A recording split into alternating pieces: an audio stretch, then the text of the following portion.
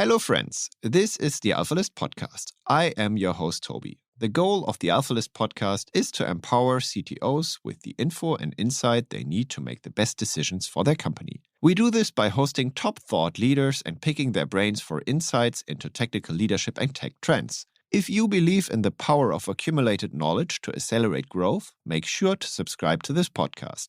Plus, if you're an experienced CTO, you will love the discussion happening in our Slack space where over 600 CTOs are sharing insights, or visit one of our events. Just go to alphalist.com to apply.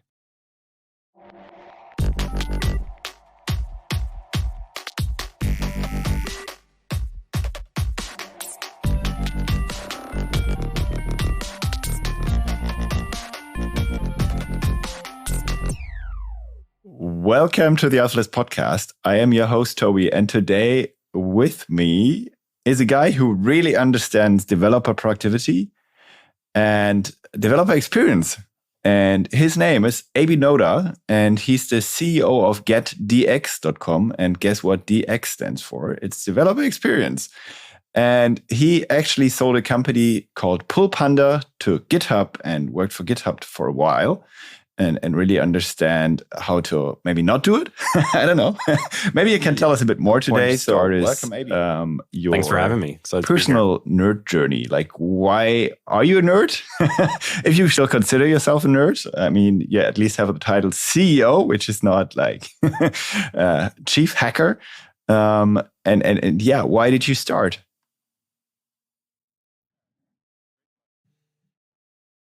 Yeah, it's a great question. Who am I? I would describe myself as a programmer still. I still write code every single day. I'm also the CEO of a company, and formerly I've been in various engineering leadership roles, CTO roles.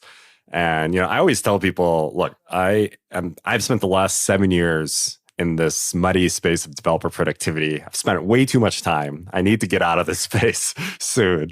But I was really just drawn into this space organically when I first became a manager. And I actually became the CTO of a startup based out in California. And a few months into the job, my boss, the CEO, came to me and said, "Hey, Abi, all the other teams are sharing metrics on how they're doing each month. Could engineering do the same thing?" And I thought to myself, well, of course. Yeah, of course we could share metrics. And of course, as many engineering leaders know, once I actually bit into that problem, turned out that it was very hard to figure out good metrics that I could share with the business that also didn't offend my developers and actually meant something. And that experience really just sparked this now 7-year journey of what I call the elusive quest to measure developer productivity. But I'm still on this quest, still trying to figure it out. It's really, really hard. But that's kind of my journey in the gist, is just trying to crack this problem for way too long. And how did you become a developer at all? And why? Yeah, great question. My father was a developer. And funny enough, growing up, I thought I would never want to become a developer because I just didn't think it was that cool. But then in high school, I built a website for like a computer gaming team I was on and really found that process to be enjoyable. And that sort of just evolved into more and more personal learning. And by the senior year of high school, I was actually looking for summer internships to get a little bit more into web development, and ended up finding a great opportunity and have been a professional developer ever since. And what did you enjoy most? Is it this what one of my former guests, DHH, called the state of flow, or what is it? I really like building products. When I got into software development in high school, I started actually following people like DHH, 37 Signals at the time, Fresh Accounting, BOAG's World. I don't know if people listening will remember these folks, but they were a lot of kind of independent software as a service. I don't even know if the term software as a service existed at that point, but independent, small software companies, often led by designers. I was really into design as well. And I just fell in love with the idea that people could just create a software product and sell it and make a great living doing something that seemed really fun. So that's really what drew me in to software development and product design. Okay. And then you essentially started bootstrapping? Well, I mentioned some of my early inspiration was companies like 37 Signals, Fresh. I think it was Fresh Software that or Less. Maybe it was like Less Accounting. They had a couple suites of products. So, my foray into building software products was very much inspired by these bootstrap companies. And so that was kind of the mentality I adopted from the very beginning. I started my first software service company, or co-founded it, with some friends in college. Very small 3-person company. It's still around today, growing very slowly, but it's a great business for the folks still running it. And since then, I've bootstrapped. This is now essentially my 4th company, but we did raise some money, but at the end of the day, I'm a bootstrapper at heart, and that's my preferred approach to building software businesses. So just for some money, whenever shit hits the fan, you have it on your account and you can use it then, or what? Yeah, I think it does give you the ability to take a bit more risk, right? When your balance sheet is a little bit padded with some money. I also think there's a benefit to, our investors weren't just VC funds, they were individuals who I felt could add value to the company, either through aligning their personal brands with us or through being able to provide advice. So there's definitely value in having investors who add value, pad your balance sheet a little bit. But our company is still not built with the sort of typical VC-backed sort of approach to growing a SaaS company. Cool. And I think some examples for people you have on board, but it's like even partly team members, right? Dr. Nicole Foskren, who essentially created the DORA and the space frameworks and worked with you at GitHub, right? Or like she was working for Microsoft, you for GitHub, which is essentially the same now. So that really speaks for your ideas, I guess. I think so. I mean, it's definitely validation in terms of what we're doing. And it's also great to have people like Nicole. Of course, we also have folks like Dr. Margaret Ann Story, Dr. Michaela Grayler, Gergely Aros, the pragmatic engineer.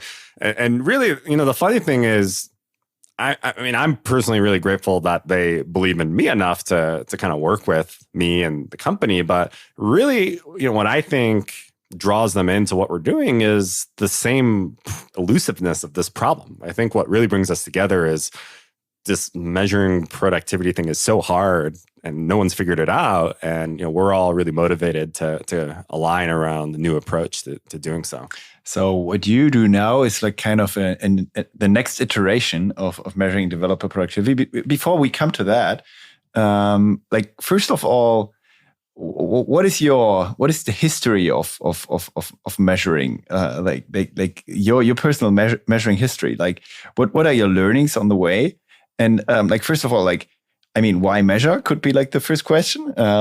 You have like as of today, in agile processes, you have retros. You can kind of interact with your developers, and I think what you do now is kind of a new approach to the reinvention of retros. That's how I see it a bit. Why measure at all?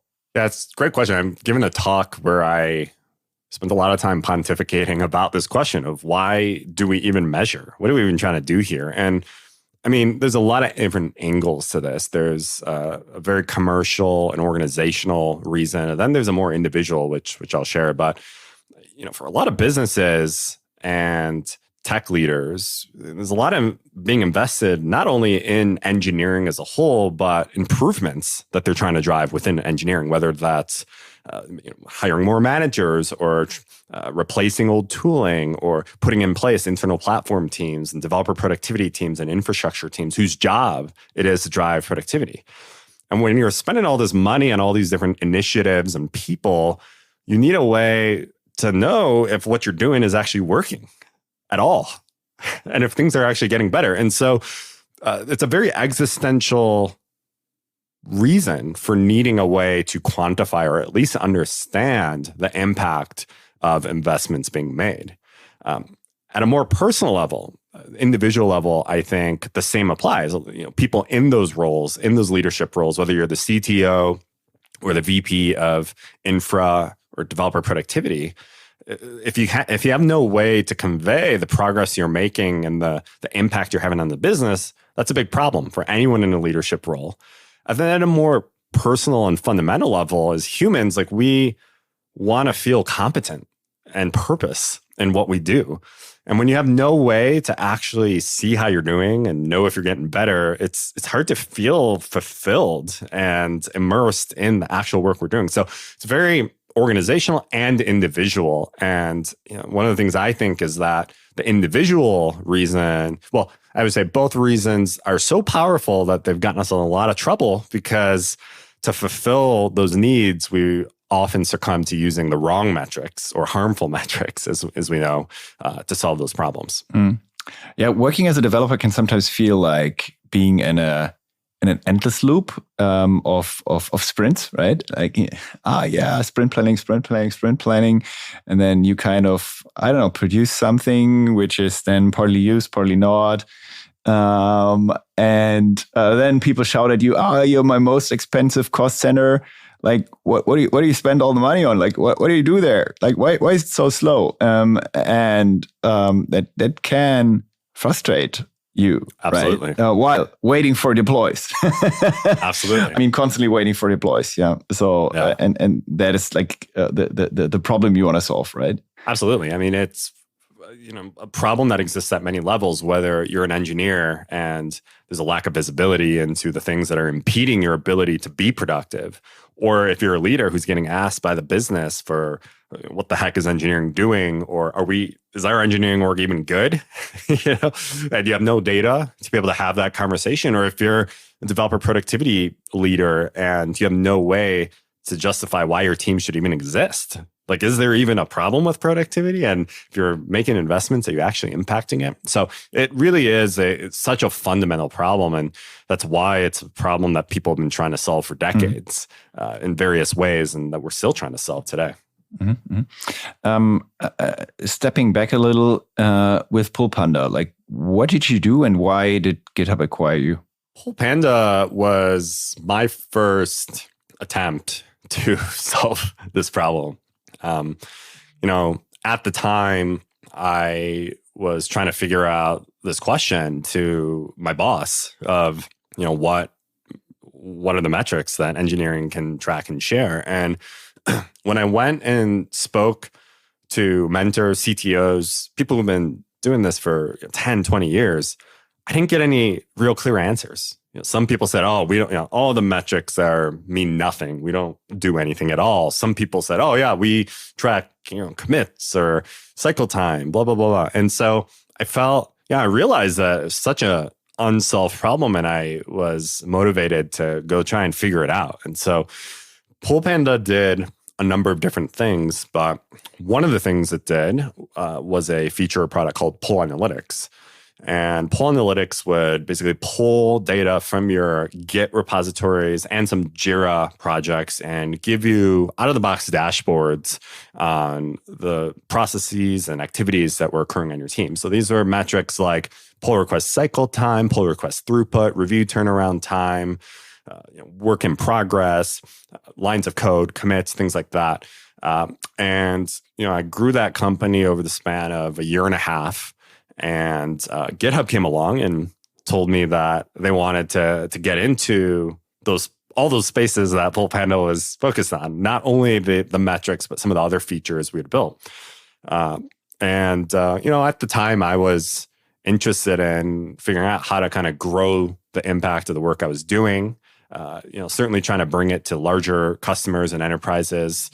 Through GitHub, the opportunity to leverage the researchers and the research that existed at GitHub and Microsoft was really compelling to me. So, it just made sense as the next step in the journey. And in May, I think 2019, Pull Panda was acquired by GitHub, and I ended up basically continuing my work at GitHub of trying to figure out how to measure productivity. Okay, and did that work out? Well, so I learned a lot. Did I crack? Did I figure out how to measure productivity? No. Did I learn a lot did I form a hypothesis about how it needed to be solved? Yes. And, this happened at several different levels. One was that Pull Panda was used by over 1,000 organizations. So there's a lot of visibility we had into what was actually working, what was actually being used, how it was being used. And one of the things I noticed was that people just didn't seem to be using the data that much.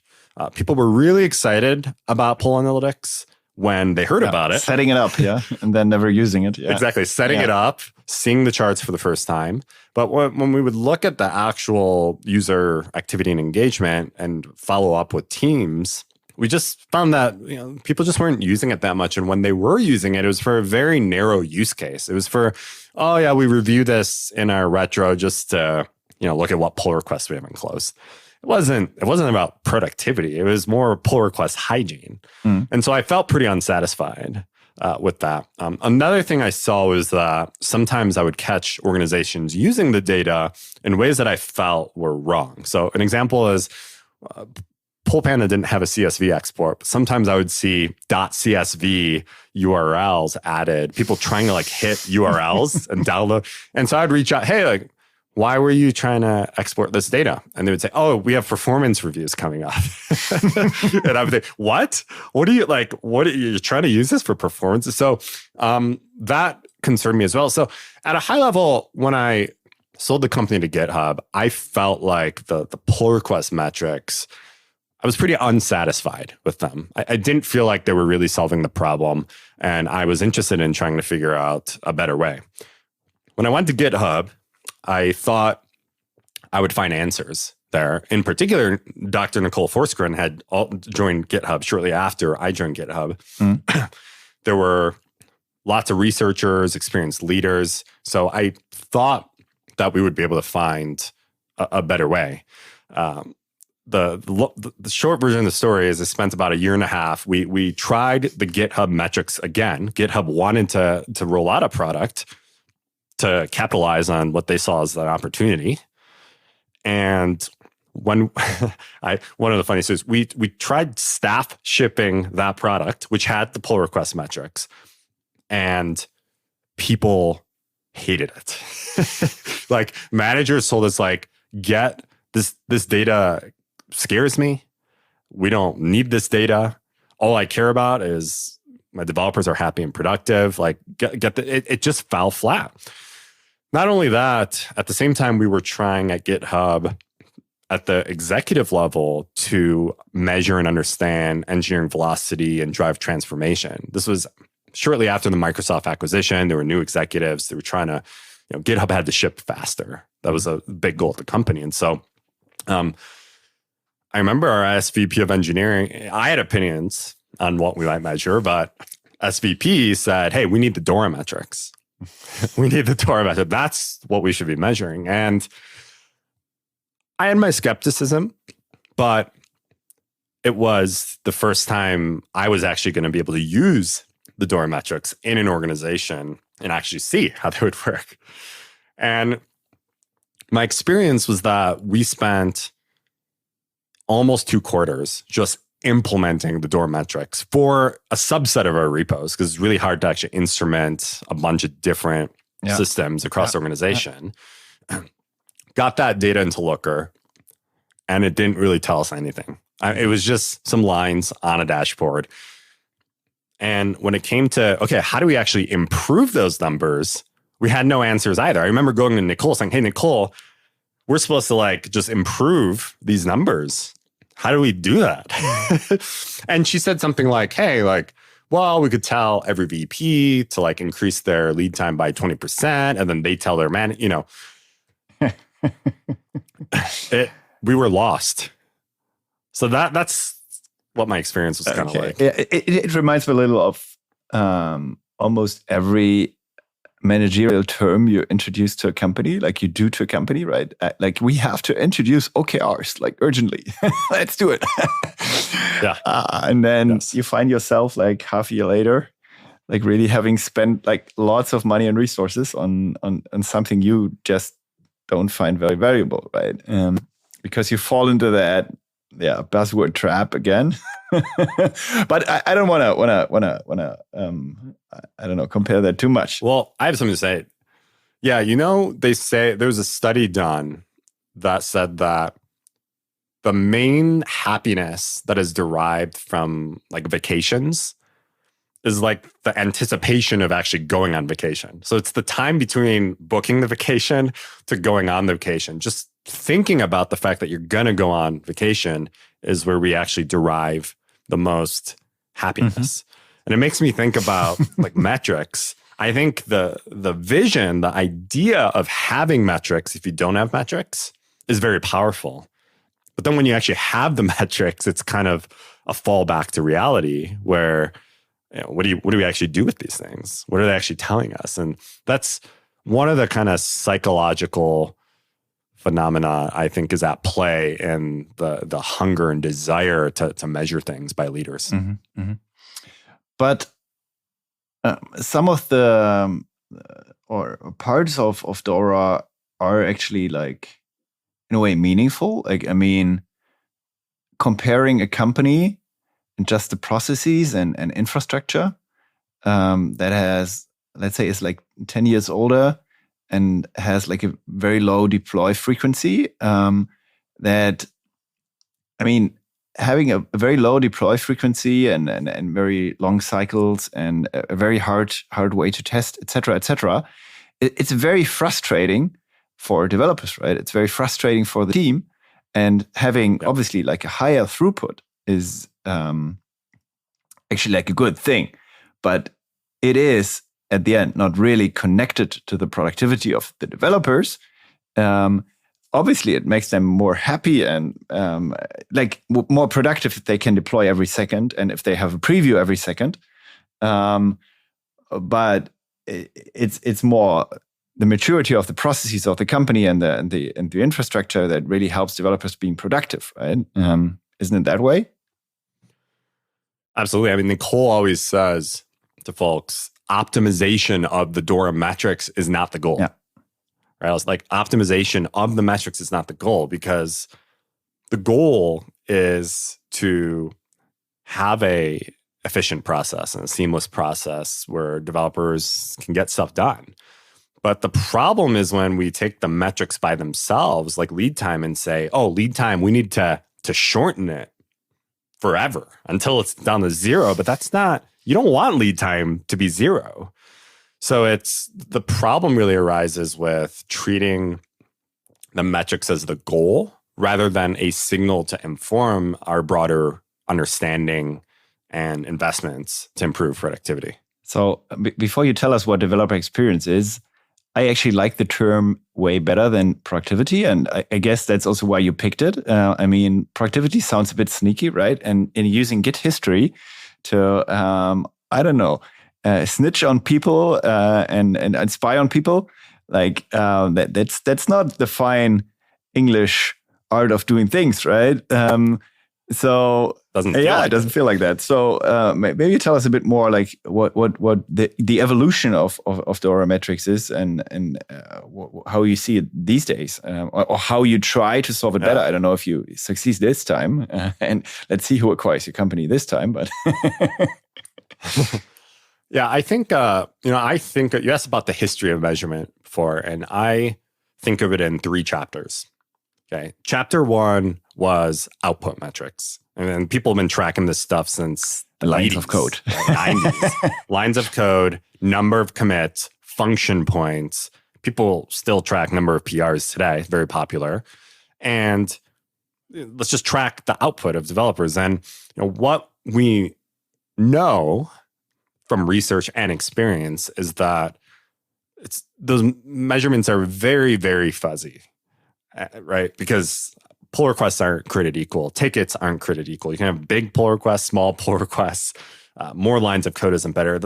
Those metrics are really fuzzy. I think they can give you in a broad population, a sense of kind of the direction and patterns in which things are going on. But the way they're used on individual teams or smaller populations of developers, we know is harmful, not something you should do. The chapter 2 and the history of measurement is what I would call process metrics. And this is what I was really focused on with regard to Pull Panda this is what DORA focuses on too, is, hey, let's measure the delivery process. Let's measure how long it takes for certain things to get done. Let's measure how long it takes to get a deploy out. And by improving the process, and by measuring and improving the process, we'll improve productivity. I think that this works to an extent. But the biggest problem with measuring process is that that problem I talked about earlier with lead time, where it's like, so what's the right number? What's actually good? What's a good lead time? Well, it depends on the team. If a team has to ship software through the Apple iOS store, their lead time is going to be very different than a small microservices team that can deploy 20 times a day if they want. So the problem with process metrics like cycle time, lead time, deployment frequency is that they lack context. They don't normalize for the differences in workflows and types of software being delivered across an organization. And so there's a limit to what we can do with them. I think they're useful when you're honing in on a specific problem and the measurement can guide you in understanding and improving that thing. But when we use them as our top-level signals of success or productivity, they're not really telling us much. They're very fuzzy, and they might not even be the right things. And so that brings us to chapter 3, which is what I'm currently working on today, which is measuring experience, right? Measuring output doesn't really work with knowledge work. Measuring process lacks context. It's very difficult to contextualize the data we have to know if it's good, if it's bad, or actionable. When we measure experience, we're really measuring the actual lived experience of developers themselves and asking them to give a signal into productivity. And there's a lot of, measuring experience isn't the silver bullet. It has a lot of challenges and flaws and limitations. But really, I think the answer is if you can use all these 3 things together, if we can measure processes, if we can measure experience, and keep an eye on output too. I think it's not to say you should never look at that kind of data. Together, these things can give you a much more complete view than any of these things individually. And so it's really, when talking about measuring productivity, it's about having not banking on any single metric or even a single approach, right? We need a mix methods. That's the research term for mixing qualitative and quantitative data, transactional and periodic data. We need as much data as possible and different types of data to get a holistic understanding of productivity. But if I don't want a holistic understanding, but just like a simple understanding, like where do I start? I mean, it's also complex. I mean, just implementing DORA is like, it takes ages, right? Yeah, it can take ages. Yeah. Well, so this we have an answer to, I think. Nicole Forsgren has written a previous paper where she discussed this exact topic, like how do you get started with measuring your DevOps pipeline? And the guidance she gave was start with surveys. Surveys are much faster to deploy than instrumenting your 500 services and hooking them up to Looker. They can capture not only objective things about how systems and processes are working, but also sentiment, satisfaction, culture. And they can span across different teams and workflows in ways that are really difficult to do with instrumented metrics. And an example of this is that, of course, the DORA research program themselves gather data using surveys. They don't go instrumenting pipelines in a bunch of different organizations to produce their research findings and benchmarks. They use surveys, and it's a much more practical approach to collecting that data. In our recent paper, the DevEx paper, we said the exact same thing. We said, look, you need quantitative and qualitative data, ultimately. You want both. But the best way to start and get started is qualitative.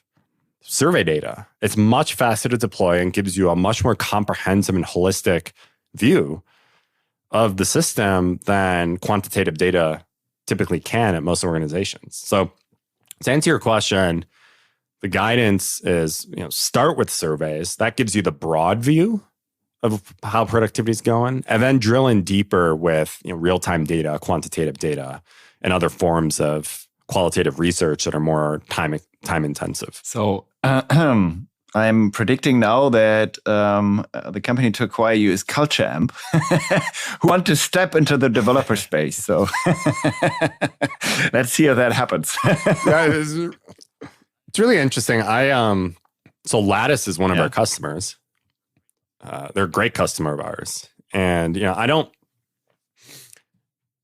think that, other than the fact that we use a similar mechanism of data collection, aka surveys, I don't actually think there's that much similarity in what we do, and who we work with is very different buyer persona than an HR tool. So, in early days, we were worried about whether there was a real market for the type of thing we're doing. And customers would ask us, hey, like, we have Glint, we have culture, and how is what you're doing different? And I mean, that was a multi-part answer to that question. But part one was, well, we measure stuff pertaining to engineering. And these tools are all based in science and methodology around measuring general employee experience topics like culture and trust and autonomy, kind of broad cultural issues. So it's interesting that you bring that up. But generally, it's really like a valid comparison to like a simple retro, right? In a classical Scrum team, like there are also tools out there like Parable, etc., which you can use to kind of every second week talk to your developers, spend like 4 hours, and then have something that you might use or might not use later on. Like, this is what we want to change. And then like the team is a bit happier and continues to work. Like, do you compare it to that as well? Or, I mean, if you're a small team, if you're a manager of a team and you want to solve developer productivity, you don't need metrics. I had this conversation with some folks at Google on my podcast recently. They said, if you're a team of 10 people, the like manager comes to them and says, hey, like, what metric should I use for tech debt on a team of 10? I mean, why don't you start by just talking to your team and ask, like, do we have problems with tech debt? What types of tech debt? Where in the code base? So I guess the point I'm making is that a retro, or just talking to people, is a form of data collection and understanding of productivity. And it's I think the means I would recommend for any small team. I think metrics and dashboards is often overkill for small teams, small groups. So yeah, that's a great place to start, and certainly very synergistic with what we do. Mm. But if you are like a bigger org and you have many small teams, would you say it's something you would recommend? Like as like the CEO or CTO, you want to know like how are each of the teams doing? And I don't know if you talk to the managers of the teams, does it make more sense then? Or is it like just something for very large enterprises where you have, I don't know, 500 people teams? And is it tailored to that use case, or like how do you see that? As soon as you have more than one team, you want to be able to understand things relative to one another. You want a common way to understand productivity, typically quantitatively. And that's where I think the retro kind of hits its limits, right? Because the retro, I mean, in theory, you could take a result of the retro and log some numbers or metrics or something in a spreadsheet and aggregate that, right? Like, yeah. I mean, but what we're essentially describing then is a crowdsourced survey. Maybe if someone from Parable is listening, maybe that's the solution. Yeah. just track the metrics. Yeah, exactly. I don't think that would be wrong. I think, at a certain scale though, you want an efficient approach that can quickly get data from the entire organization at a fixed point in time. So, but yeah, I've often thought about how a survey is just a structured retro, is what it really is at the end of the day. And is it also like, I mean, a retro means like a certain investment in terms of time. Like, how quick is your approach, or how quick is let's say the minimum viable approach? Like, I mean, developers don't have time, and like ideally it would be something that you can quickly shoot in when someone is, I don't know, just like fired off a deployment and is waiting for or a build and is waiting and just thinking about like, should I go smoking? Should I go drinking coffee or whatever? Should I play ping pong? And then you instead get a quick survey, and it feels like a relief. Like, is it that, or like how quickly can you do it? Well, let's start with shorter is always better. Right? I mean, like ideally it would take a minute, but when you look at kind of the industry as a whole, I would say that developer surveys range from 10 minutes on the short side to 30 to 40 minutes on the longer side.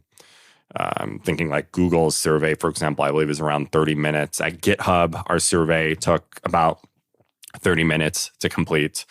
And length of survey is just one variable in the grand scheme of things when you're thinking about a survey program.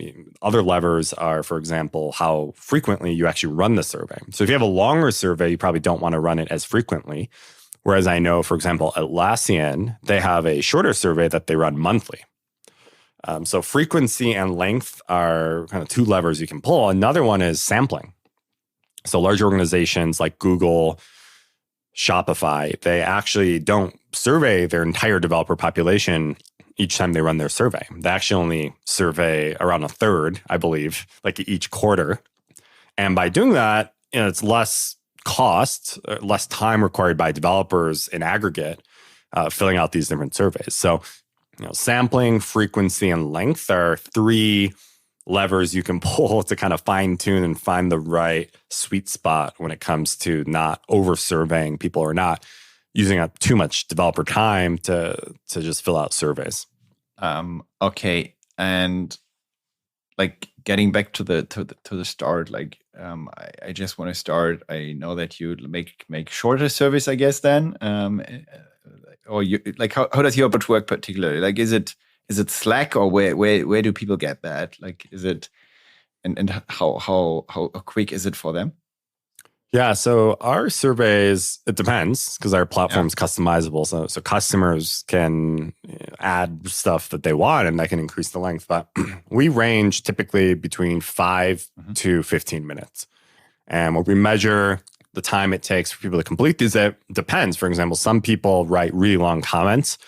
They might spend 5 minutes just writing one comment because they wanted to. Whereas someone who isn't really, commenting on issues might go through the process in just 5 minutes. So it's variable, but in terms of our approach, we always want to keep it as short as possible.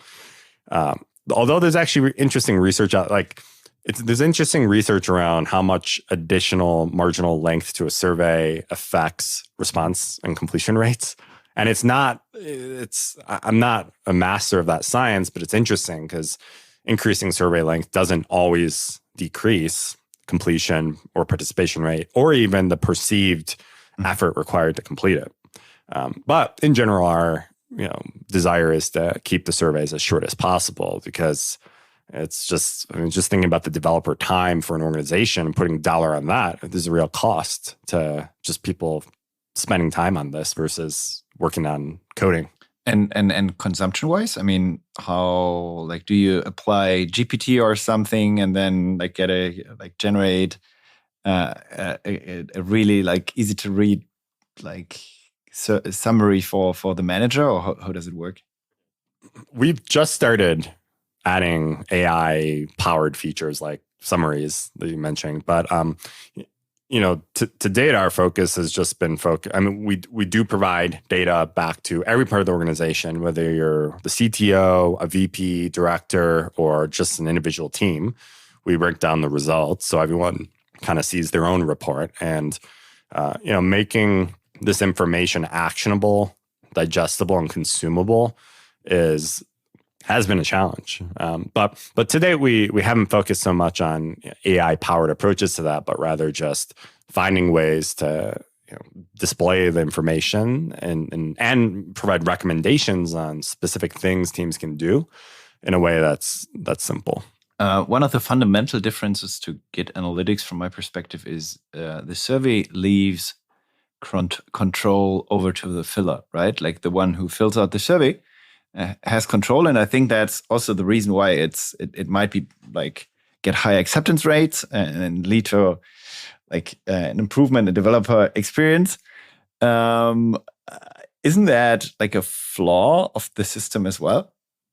Some would argue that it is, but there's actually, we have a good amount of data, and even, for example, Dr. Nicole Forsgren in her research has a lot of data to show that dishonest responses are very, very rare when utilizing an approach like this. And to help listeners understand why that's the case, let's first look at a typical HR survey, employee engagement survey, right? Those surveys ask questions about things like, do you like your manager? Right? Do you trust your manager? I mean, really sensitive questions with real consequences for individuals in the organization. Our developer surveys, developer experience surveys, are usually sent from a developer productivity team whose job it is to improve developer productivity, improve tools, evangelize better processes. And they ask about things like code quality or the processes on your team, code review process, or local development environment, for the purpose of helping a team plan their roadmap. There's very little incentive to misrepresent or lie on a survey like that. And when we've done validation studies where we've, for example, cross-validate survey data against system data, log data. This is also a practice like Google does very actively. They're always comparing multiple data points to check whether data coming from anywhere is actually valid and correct. And when we've done that, similarly, we've found the survey data to be highly reliable and accurate. Understood. So let's say I now want to get started. I'm a CTO. Let's say I'm the CTO of Rocket Internet, and I have, you actually work for Groupon, right? I have like 100 different companies, and I want to start like centrally making sure that developers are productive. What would be your like 3 tips you would give me on the way as kind of your gift for me? Yeah, I was just talking about this with a customer yesterday. So the prompt is, you're a CTO, you want to start doing stuff with developer productivity. You want to start a developer productivity initiative at the company to accelerate things. Like, what are some tips? All right. Great question. So first tip, and a lot of companies struggle with this, is naming, like what to call this initiative or thing. Advice, don't call it developer velocity. Don't call it developer productivity. Names I would suggest are developer enablement, developer acceleration, or developer experience would be my recommendation. For the same reasons we alluded to earlier, just the signal and the vibes it gives off to developers, you want it to be something that's enabling, not something that seems like people are going to get measured and fired if they don't have enough commits or whatever. So first step is naming. Second step is around measurement. Organizations spend years just trying to establish things like DORA metrics, or just even debate internally, like what should they be measuring?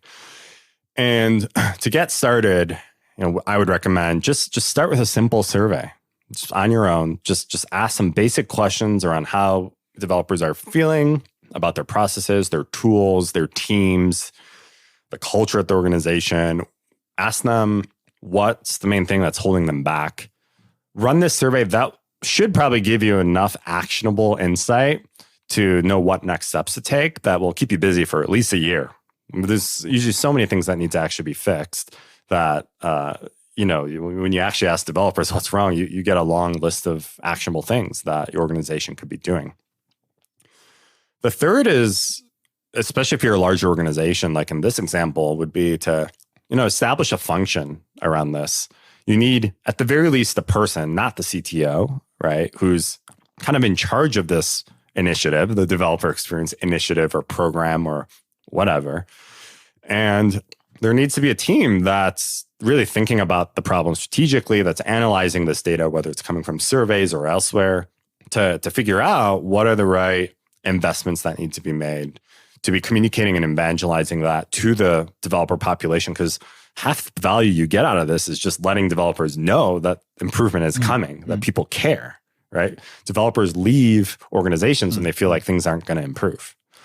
So having a team that's represents the work that's happening, that communicates it, that drives it, keeps the organization updated, analyzes the data, reports that back to the organization is really important. And that's, I think, a trend we're seeing right now in the industry is a huge rise in dedicated, lots of different names: developer productivity, developer experience, enablement, infrastructure, platform, engineering excellence, developer acceleration, whatever you want to call it. Lots of dedicated teams focused on internal developer productivity that are doing this type of work.